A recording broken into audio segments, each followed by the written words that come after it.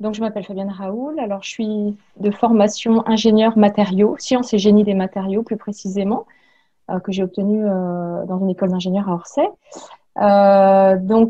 J'ai passé 15 ans dans le domaine de l'ingénierie nucléaire en tant qu'ingénieur études, sur l'étude des matériaux, des matériels destinés aux centrales nucléaires. Donc, j'ai fait de l'étude, de l'expertise de ces matériaux, de l'inspection, de l'audit technique. Et puis, j'ai eu également des postes de management.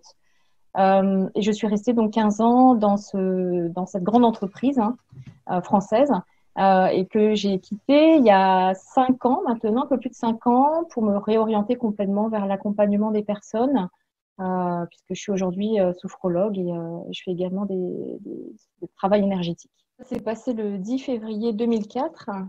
Donc j'étais sur mon lieu de travail en formation à Évry, plus précisément. On était en fin de matinée et en fait, donc j'étais avec d'autres collègues et le formateur.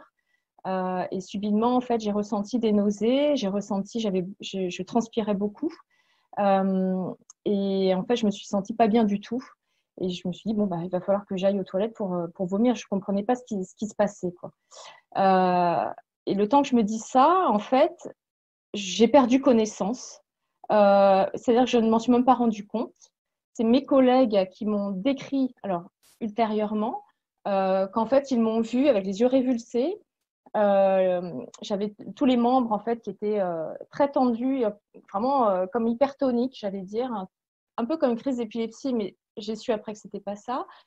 Et je suis tombée raide, la tête en arrière, contre une table et le sol. Donc le choc a été extrêmement violent de ce que m'ont dit mes collègues.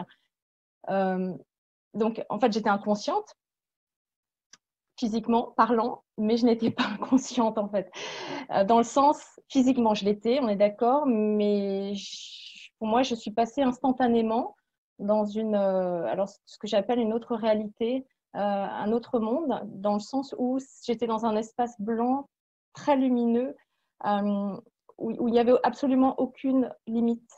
C'était pas une pièce, c'était sans limite. Et je me suis dit, la première chose que je me suis dit, c'est je suis morte. Et c'était tout naturel et il n'y avait aucune peur associée à cette pensée, entre guillemets.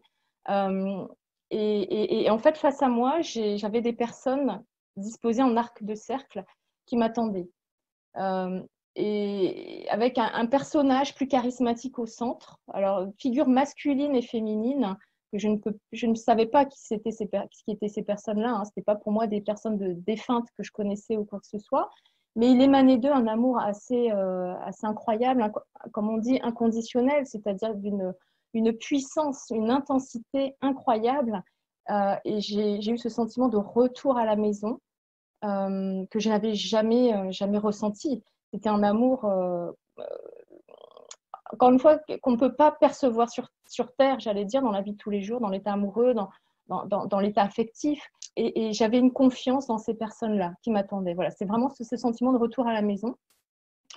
Et j'ai entendu une musique venir à mes oreilles, entre guillemets, bien que je n'étais pas du coup consciente, et quelque chose d'extrêmement pur que je qualifie aujourd'hui de céleste parce que j'arrive pas à le qualifier autrement. C'est une musique que j'ai jamais entendue sur Terre. Voilà, souvent je compare ça, je parle de la musique classique qui est souvent c'est quelque chose de très pur, très beau, mais ça va bien au-delà de ça.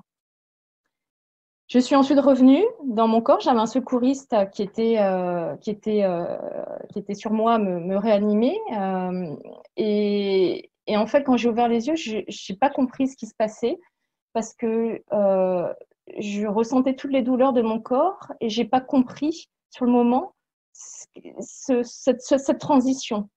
Euh, et je me suis dit, mais où est-ce que je suis? Je voulais rester absolument dans cet autre monde dans lequel j'étais mais merveilleusement bien, dans un état de félicité qui n'a, encore une fois, qui n'a rien à voir avec ce qu'on connaît au quotidien, ici, limité par nos cinq sens. Donc, ça a été mon expérience de mort imminente.